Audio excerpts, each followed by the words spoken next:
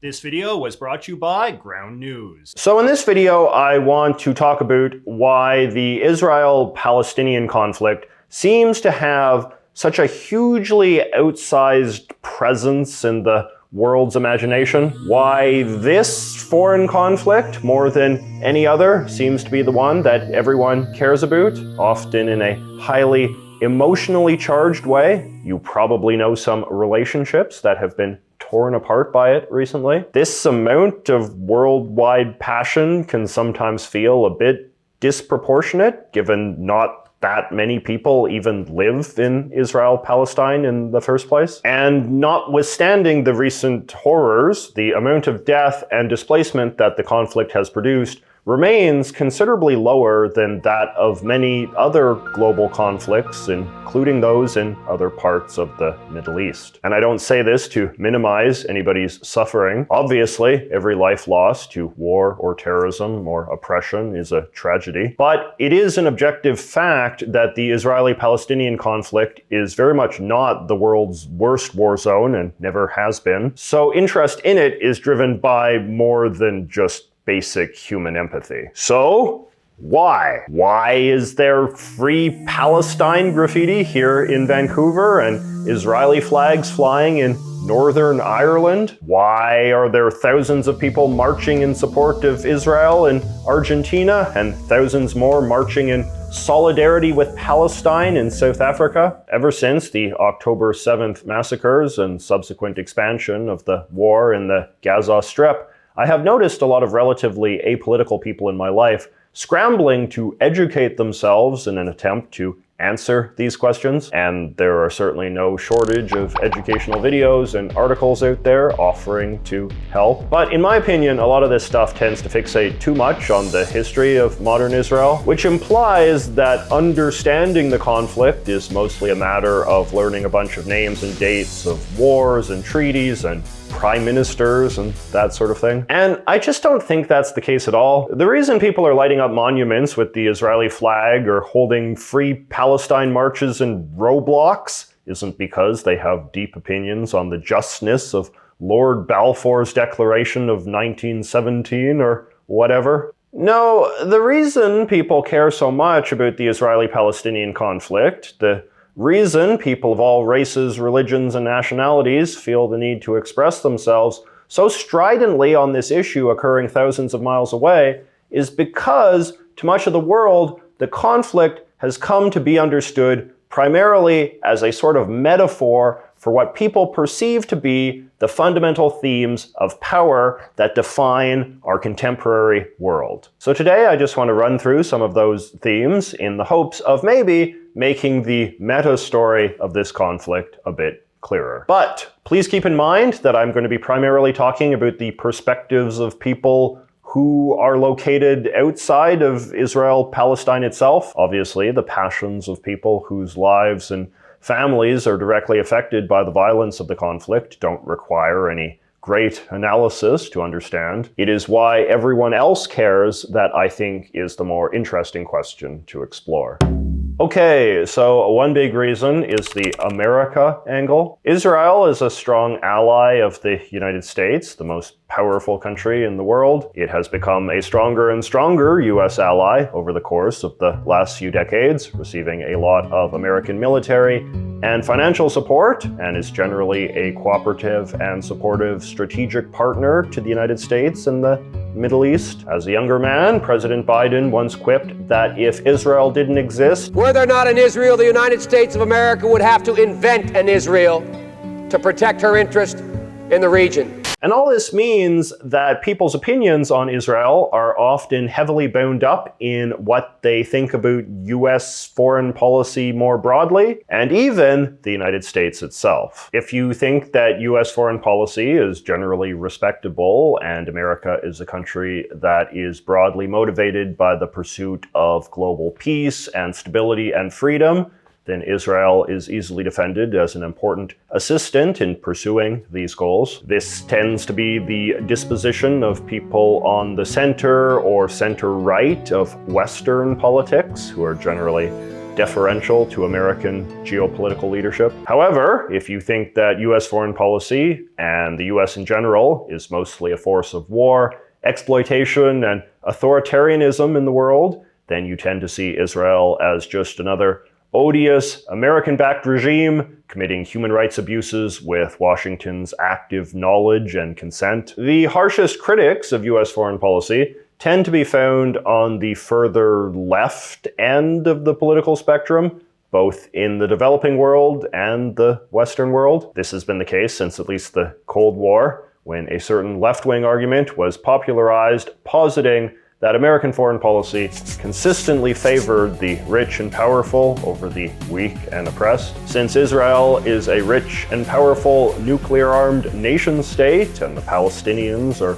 poor and stateless, it is not difficult to fit their conflict into this frame and judge America for siding with those who need less help. A similar but distinct phenomenon is the idea of understanding the Israeli-Palestinian situation through the lens of anti-imperialism. This is the idea that relations between countries is fundamentally defined by an exploiter versus exploited dynamic, in which one group of people conquer, oppress, and subordinate another group of people for their own benefit. Often, these are people who would otherwise have nothing to do with each other. One group simply wants to take something that the other group has, usually resources or land. The decision to conquer, in turn, is often informed by racism and prejudice. One group sees the other as inherently inferior to themselves, therefore making conquering and exploiting them no big deal. In the eyes of some of the people who believe imperialism to be the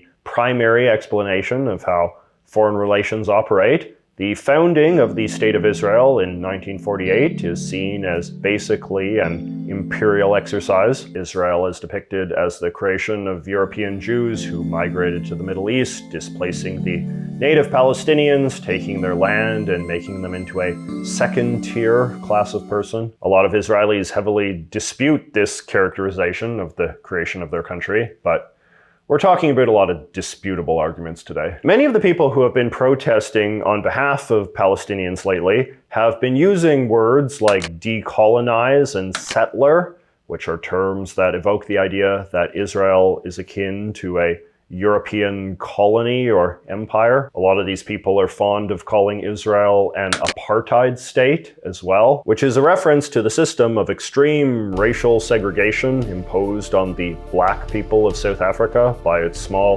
white minority, who were the descendants of Europeans who had moved to Africa over the course of the previous 3 centuries. The political leadership of the Palestinians, for its part, has been very keen to present itself to the world as leaders of an anti-colonial resistance. The late Palestinian leader Yasser Arafat, in particular, put a lot of effort into forging alliances with other world leaders who define their politics as being part of an anti-imperialist struggle, including Nelson Mandela, Fidel Castro, and the communist rulers of Vietnam. And this remains a very popular way of looking at Israel in significant parts of the global south to this day, often in Muslim countries, but notably also in certain countries with far left governments like Venezuela and Bolivia. The youth in Venezuela, the youth in Iran must know that the world of the future will be a just world without imperialism. As well as among students, academics, and other activists who have made anti-imperial or anti-colonial theory central to their worldview. All right, now let us talk about the big one. Anti-Semitism. Anti-Semitism is irrational hatred of Jewish people. It has been called mankind's oldest prejudice and has been around in some form or another for hundreds, if not thousands of years, overlapping with the long history of the Jewish people themselves. In modern times, we tend to think of anti-Semitism as having a fundamentally conspiratorial character, which is to say it posits Jews as having a lot of secret power over everything behind the scenes, and using this power to be deliberately evil and selfish. The existence of the State of Israel has accordingly been incorporated into a lot of anti-Semitic conspiracy theories, claiming that, the Israeli government has made puppets out of all the world leaders, and that there's some sort of giant conspiracy between Jewish politicians and journalists to spread pro-Israeli propaganda to the masses. And if your worldview posits that Jews are inherently bad, sinister people,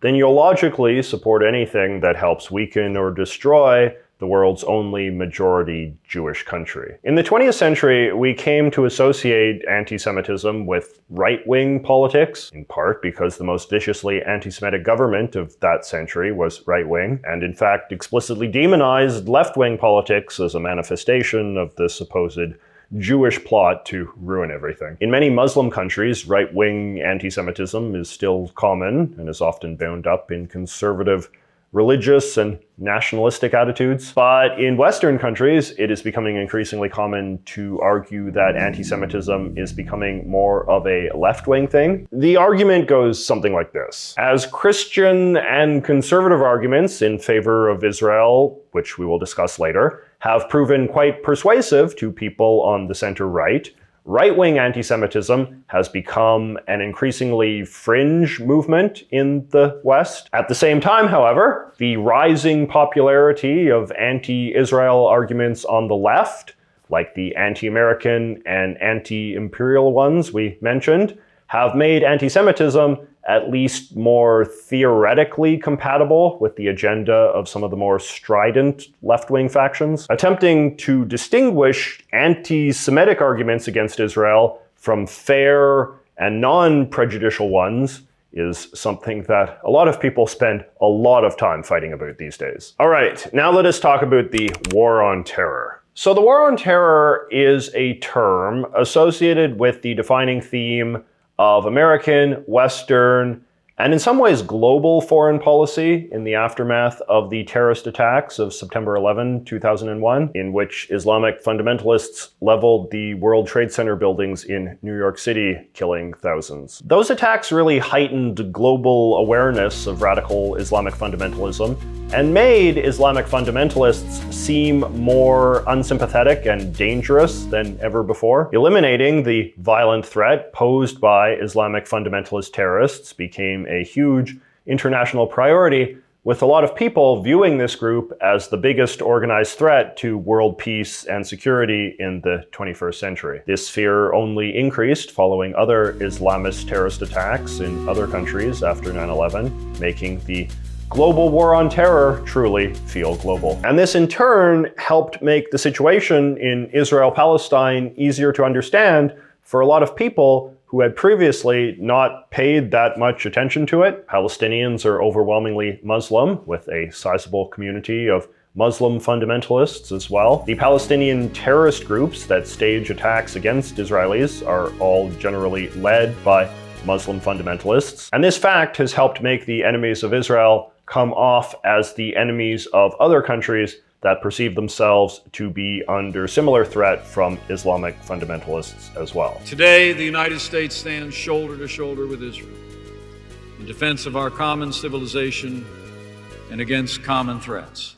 Here is another big one, the legacy of the Holocaust. So it's not difficult to argue that World War II was the pivotal event of the last century, the orientation point around which much of our modern world is organized. And there is no event more central to that war than the German state's systemic murder of over 6 million European Jews. This methodical and extraordinarily deliberate genocide of Jewish Europeans was an event so monstrous and horrifying, it invited the world to engage in a moral reckoning that has basically never ended. The post-war establishment of a safe and independent Jewish homeland in the former British colony of Palestine, and critically, the active support and encouragement of this new country by much of the world, was seen as one of the most important ways that mankind as a whole could offer atonement and restitution for the crime of the Holocaust. World War II was a long time ago, but there are still Holocaust survivors living to this day, many of whom wound up in Israel, including at least one person killed in the October 7 massacres. What this means is that to a lot of people, especially Jewish people, the Holocaust is still very much seen as being relatively recent history, with many of the global conditions that justified the creation of a safe Jewish homeland still being very much present in our contemporary world. Certainly, if you believe that the greatest threats facing Israel are motivated by organized anti-Semitic groups and movements, then defending Israel becomes the most important way that you can honor that famous motto that emerged in the aftermath of the Holocaust: never again. Anti-Arab racism. Like Jews, Arab people have long been on the receiving end of their own targeted form of prejudice, though one less elaborate and conspiratorial than anti-Semitism. But that is quite revealing unto itself. In many parts of the world, Arabs have simply been stereotyped as unimpressive and uncivilized, violent and ill-tempered. Upon the outbreak of the War on Terror, there likewise became a rising tide of prejudice against the religion of Islam, with hostile parties asserting that Islam was a fundamentally violent and terroristic faith. All the values Europe stands for, freedom, democracy, human rights, are incompatible with Islam. And that Muslim Arab culture was one in which indiscriminate acts of murder against non-Muslims were inevitable. People who see the world this way tend to be found in the West and sympathize with the Israelis because they project their own prejudices onto them. So Israel's conflict with the Palestinians becomes understood through a kind of crude racist binary in which the Israelis are good and civilized and the Palestinians are savage and bad. This sort of binary framing has of course been common in all sorts of wars throughout history, but I would say it has become less common in recent decades, making the Israeli-Palestinian conflict feel unique. In that sense, you could argue that the racist people and the anti-imperialist people have a bit of a symbiotic relationship in how they view the conflict, in the sense of validating each other's assumptions about what's motivating the other side. Both of them are often inclined to view the Israelis as white, for example, which is a classification many Israelis themselves reject. Anti-Arab racists tend to be right-wing, but not exclusively. Very atheistic left-wing people can often be extremely anti-Islam and view the Israeli-Palestinian conflict as a similar clash of civilization versus barbarism, though I guess technically that would be more of an Islamophobic frame than a racist one. And lastly, let us just talk a bit about the role played by Christianity and religion in general. I stand before you as a strong supporter of the Jewish state, not because I was elected to Congress, not because I'm a Republican, not because I'm a conservative, but because I am an evangelical Christian. Devout Christians the world over have become some of Israel's strongest supporters in recent decades, and it's a phenomenon that sometimes startles or confuses people a bit. Christianity, after all, is a religion that explicitly regards Judaism as being an incorrect faith in several hugely important ways, so the alliance isn't necessarily self-evident. Many strict Christians, however, believe that the Bible describes the Jewish people as enjoying a certain divine favor in the eyes of the Lord, as well as having a divine mandate to rule certain lands in the Middle East, as described in the Old Testament. We know that you love these people. We know that the Jews are your chosen people. So we bless Israel, Lord, and we pray that we would be a blessing to them. So Lord Jesus, I just ask that you would give us your heart for your chosen people, God, that you would pour out in our hearts a love for the nation of Israel.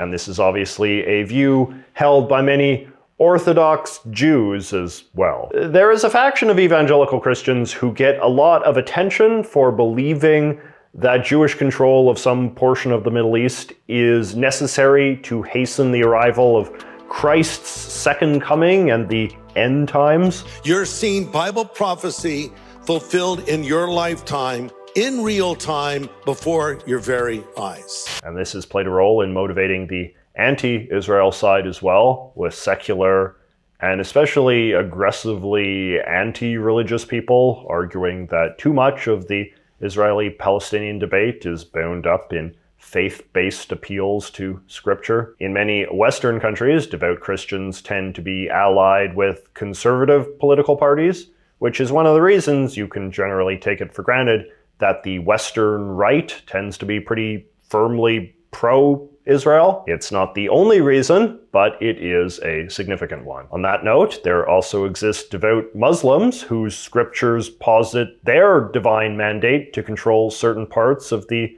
Israel-Palestine region, specifically the city of Jerusalem, which Israel currently uses as its capital. Many Muslims around the world accordingly view Israeli control of Jerusalem as a serious offense to their faith, and sorting out how to divide or share the city remains one of the big sticking points in negotiations over the so-called two-state solution, in which Israel and Palestine are split into two independent countries, thereby ending decades of war and political stagnation. So I hope that is a relatively sufficient overview of the main contours of this debate for anyone who is not already sufficiently fluent in it. You will notice I didn't bring up a lot of specific names or dates or events because honestly, I do not think they really matter all that much. Based on my observations, how outsiders choose to interpret the Israeli-Palestinian conflict has much more to do with someone's political and ideological and religious priors than the ups and downs of the conflict itself. That said, I do think that the October 7th massacres and the Israeli response in the Gaza Strip does feel like one of the more substantial inflection points in the long history of this conflict, and a sequence of events that is now testing a lot of people's previous assumptions and perhaps even causing some to break down a bit. If you are interested in challenging your own priors, I recommend today's video sponsor, Ground News. This is an app I have installed on my phone for a long time, and I have found it can be especially helpful in times like these when society feels so unhelpfully polarized. Every day, Ground News aggregates thousands of news stories from the world's leading outlets and classifies them ideologically. Their blind spot feature then lets you observe what stories are either being ignored or amplified by right or left-leaning sources, presumably to validate the pre-existing opinions of their most loyal and dogmatic readers. So, in the context of Israel-Palestine, you can see that Ground News helps us notice how